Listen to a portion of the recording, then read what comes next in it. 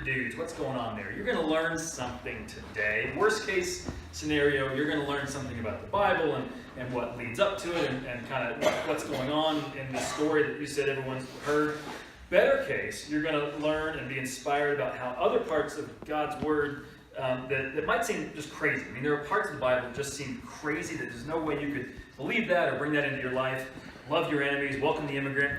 You might see how that's possible to actually integrate into your life when you see how this story is like, it sounds so crazy, but there's an actual basis for it. Best case scenario, to follow the light a little closer in your life and carry it into the world. That's our goal today. Amen? Amen. And you're going to get to do a lot of that fill-in-the-blank stuff. So, let's start with a long time before Jesus, in a country far, far away. What we think of as Israel had been 12 separate states all together for about 100 years, and they broke apart. And they joined into two coalitions, kind of north and south. The northern coalition was attacked by the Assyrians in 722 BCE. You don't have to remember names or dates or any of that. That's your history teacher in 10th grade. But for me, just so you understand, there's this other group came in and beat them up, mean group of foreigners, and pushing them around in their own homes. And they probably wanted God to show up. They probably it's never going to be better. I do that sometimes within the hour. So after the Assyrians, they came down, they took over northern Israel. In another place, far, far away, another country, the Babylonians came and beat the Assyrians up. And the Babylonians decided that northern Israel just wasn't enough. Isn't it weird how people in power can never seem satiated? They always want more. So the Babylonians came in either 587 or 586 BCE, and they invaded southern Israel, that other coalition there around Jerusalem. They did not just subdue the locals and shame them and write new laws and demand new taxes. No, they did worse. They knocked down the temple. Then they took all the important people and they shipped them way across the desert to the city of Babylon, which we call Baghdad today, somewhere near there. And for 70 years, those Jewish exiles, and not only just the people, but their central identity and the story of Judaism, they were just lost. They missed their home. They longed for God. Would you just stand up? Why would you let this happen, God? Where are you? Why do I have to put up with this? How long until you show back up in my life? Because my light is flickering. You ever feel that? Most of the Old Testament, after Adam and Abraham and Moses and David and all the little stories we teach the kids, most of the Old Testament is about this story and people begging God to send a Messiah, a Savior, to set things right, to set things back how they had been, to bring peace, to teach love. Most of the Hebrew Scriptures are stories and songs and prayers and parables about trying to faithfully deal with all that loss. Does that make sense? Yes. That's your background. Okay, after that, in another place, far, far away, the Persians, remember what Mikey said, where the king's from, the Persians came along, they beat up the Babylonians, and their king Cyrus decides, here's a plot twist. Cyrus decides to offer anyone who wants, any of the Jews who want, you can go back to Israel. You can have it. In fact, even better, I'm going to pay for new roads and a new temple and new buildings and new schools and everything. I mean, how many kings would do something like that? He is the only person, the right person, capable in the right place, right time, had his own moral sensibility, his own vision for helping people. He was truly an answer to their prayers. So a lot of Jewish people, they joyously took him up on his offer. They take off. The Bible even says, some of them say, is Cyrus the Messiah? Which he isn't, but it was a sweet deal. So a lot of them went back to Israel. But some of the Jews figured, we've been here for 70 years. Like, my whole life is here in Babylon. My parents' life is here in Babylon. I've got a business. I've got a church. I've got friends. I'm not going anywhere. I'm staying here. So that was their home. They decided they had a new home. Some scholars think over that next 500 years, all those exiles that had been there for generations, they took on the culture of Babylon. But a lot of them held on to some of their Jewish beliefs and some of their Jewish ideas and some of their Jewish identity. Some people think that as people started to learn about astronomy just so they could travel around or maybe look at the sky and see what God thinks about their life, at least some group of those they called the Magi, those are just astronomers, some of those were steeped in Jewish tradition. And they still cared about finding that Jewish Messiah. And maybe eventually the Persians, who were already showing an open willingness to take partnership with other countries, might have decided to send some emissaries to Jerusalem. That's the theory. Got it? Okay, that's your wise one right there. So that last part's just a theory, but it makes sense. Because back over in Israel, the Greeks came in and they took over from the Persians over there, and then the Romans came over and took over from the Greeks over there. Lots of just wars and everything. And when we get close to the turn of the millennium with Jesus, the Jews were so frustrated because for 1,000 years, people have been pushing them around and pushing them in the dirt. And they missed their home being their home. And they prayed, God, when are you going to stand up for us? And back in Baghdad, there's some wise men praying the same prayers. We're waiting for God to send someone, a stander-upper, someone who will be on our side. And then they saw something. And you've heard that story 100 times. They saw something. And maybe it seemed weird. Maybe it seemed unbelievable. Maybe it seemed like one of these miracles, and you just don't believe in miracles. Maybe you just wondered, like, what is this star? Maybe you've studied, what is this star? And we don't know specifically, but there are some good guesses. And I'm going to offer an explanation. Maybe you prefer the idea that God works mysteriously. Maybe you are like me and you have a faith-seeking understanding. You always want to understand what's going on in there. But either way, the goal here is to take this explanation and try to apply that to your life so you can see how the mysteries of God and nature fit together to send us all into something better. So, 3 BC, long time ago.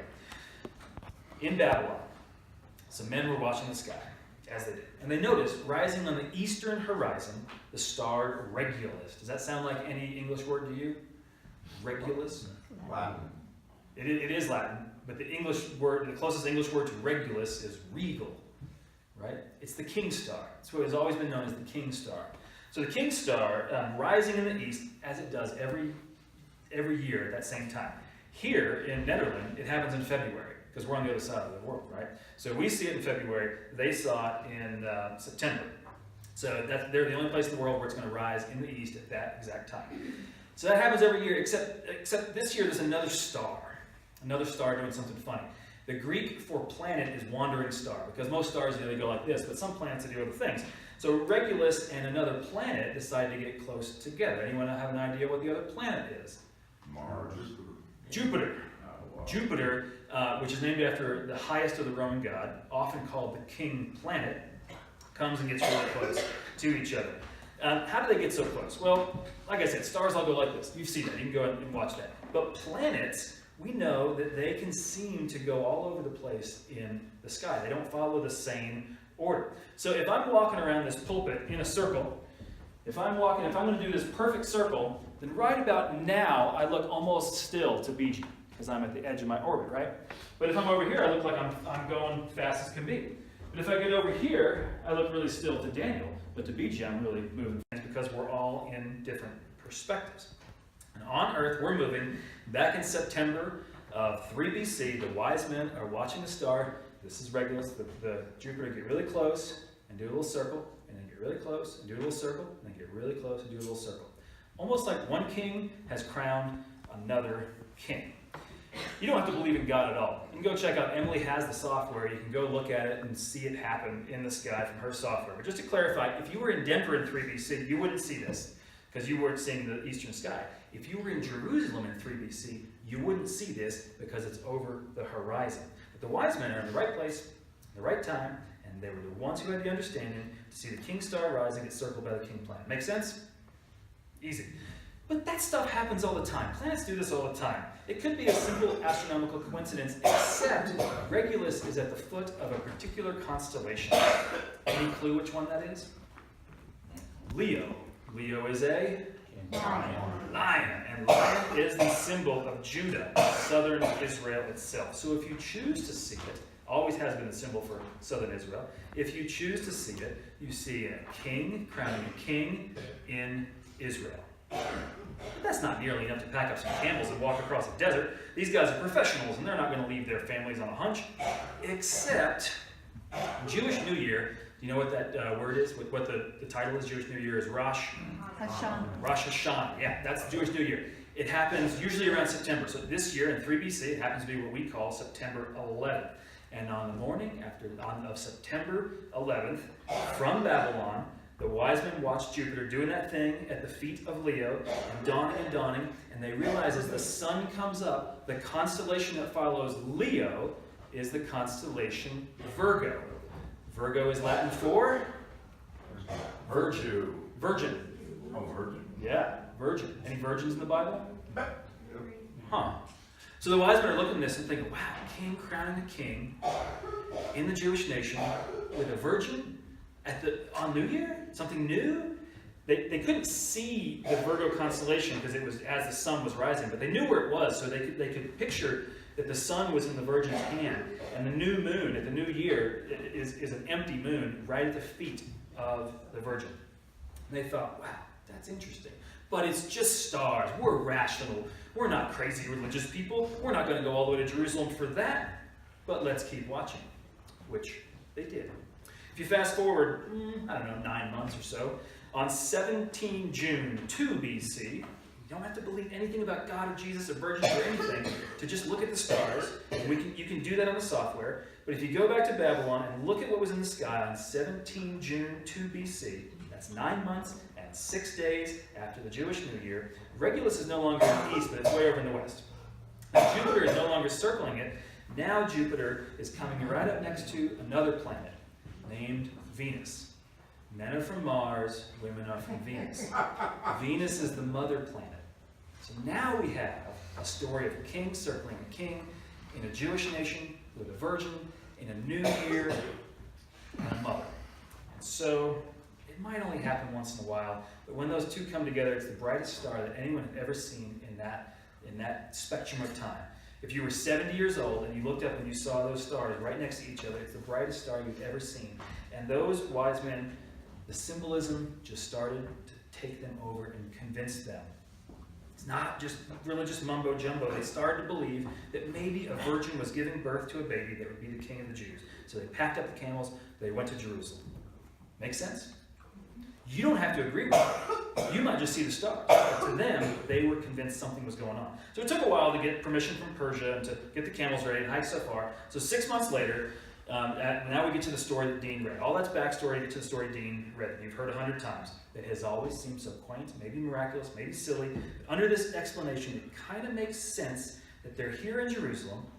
The only people who had seen the star in the east happen, which is why Herod doesn't know that it was there. The only people who could put the pieces together, and the only people who could care that it was a Jewish Messiah. And they were open to seeing the first sign.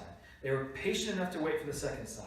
They were ambitious enough to follow it here, where Jupiter is still in the sky, now in the south. And here they are in Jerusalem, talking to Herod, up on a mountain. He asks the priests, where's Messiah born? And they say, Bethlehem. And Bethlehem is what direction from Jerusalem? North. South. Oh. Directly where Jupiter is sitting. So they've been watching it start all this stuff, this planet, and then they're looking at it, and it's sitting right over Bethlehem.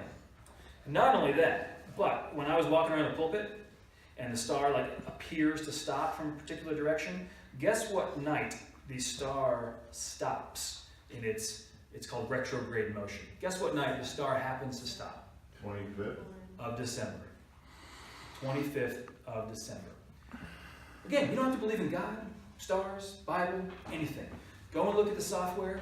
The star is going like this and stops to turn on the 25th. So it appears to them that it has stopped over Bethlehem. Miracle? Coincidence? Nature? I don't know. But according to the story, that leads them down to meet the toddler Jesus. They gave the presents, and all that led Herod to kill all the toddlers in the area, which is awful, but that's the next part of the story. And again, you don't have to believe any of that, but science describes this story a heck of a lot like the faith story about it. And if that's what happened, what we have here in the wise men is the only people in the world who are able, willing, interested, patient, ambitious, and grateful enough to do anything about what they saw. So they followed a light with a cultivated faith, and by so doing, they carried their light into the world. They were the right people, in the right place, at the right time, with their own spiritual grounding and their own particular faithful vision. This description I give you comes from a lawyer, Rick Larson, with good software and a history of being really skeptical about Christian stories and a willingness to be amazed by God's grace. He was the right person, right time, right mindset, grounded and visionary. Which brings us to you. When you are like the wise man, you are noticing beauty. You are surrounded by grace. You're able to see it as a blessing in your life. You're inspired to respond lovingly. You might think you don't have the holy background or a unique skill set like wise men do to see God's light. And you might think you have way too many responsibilities in your life to do something like wander across a desert, but I tend to disagree. I think that we all have in us the lessons of love that are passed down for generations. You know something about God's plan. You know more than you might think you know, because you know that feeling bubbling up when you see something right or you see something wrong. You know that feeling when it's just the way it's supposed to be. You know that feeling when you were just called to indignation. And many of you have a tender spot for one kind of right or wrong. Many of you have a gift of feeling for this or that person or situation, whether it's animal rights or environmental or fire safety or women's safety or raising children to just be kind or whatever it might be. All of you have different gifts and really regular skills that in the right place will come in handy. And you have the gift of this place and these people in this neighborhood. You have the gift of the ability to see things that only you can see and the power to do something in your life, which gives you a unique perspective, your experience, your insight that makes you the only person alive to understand peace and hope and joy and love from your perspective. Grounded in tradition, grounded in practices, you are a container for carrying God's light in your hands to the world. And you might never believe that you're as prepared or skilled or crazy as those wise men. But this room is filled with people, wise women, wise men, who have loved the world when it needs loving. This room is filled with people crazy enough to keep hope when the world keeps seeming impossible. This world is full of people ambitious enough to make peace even when that's hard to do. And who knows how God's going to use you in the future? Maybe you might be the only person in the world able to offer forgiveness to the right person in need. You might be the only person in the whole world able to accept forgiveness from someone who needs to offer it to you. You are exactly the right person to be a friend to this lonely one. You might be the best one to lead some campaign, or even better person to follow some campaign. You might have everything you need to endure or embrace or deepen yourself or direct your energies toward the thing that sets your heart on fire and transforms someone's life. Or maybe you have the patience to wait until there's a bold moment. For all our weaknesses, for all our failures, for all the darknesses that we've caused and the darkness that has been done to us, we are still here, standing on our feet, able to share something with the world. Maybe some of us are wobbling and we can't share gold and frankincense. Maybe some of us don't buy the whole star and Messiah business at all. Metaphor, miracle, science, nonsense. The message remains true that each of us can do something perfectly personal. So I close with the words of Oscar Romero. This is what we're about. We plant the seeds that one day will grow. We water seeds already planted, knowing that they hold future promise. We lay foundations that will need further development. We provide yeast that produces far beyond our capabilities. We cannot do everything, and there's a sense of liberation in realizing that. This enables us to do something, and to do it very well. It may be incomplete, but it is a beginning, a step along the way, an opportunity for the Lord's grace to enter and do the rest. We may never see the end results, but that is the difference between the master builder and the worker. We are workers, not master builders. Ministers, not messiahs. We are prophets of a future not our own. And may you carry that light into your future. Amen. Amen. Amen.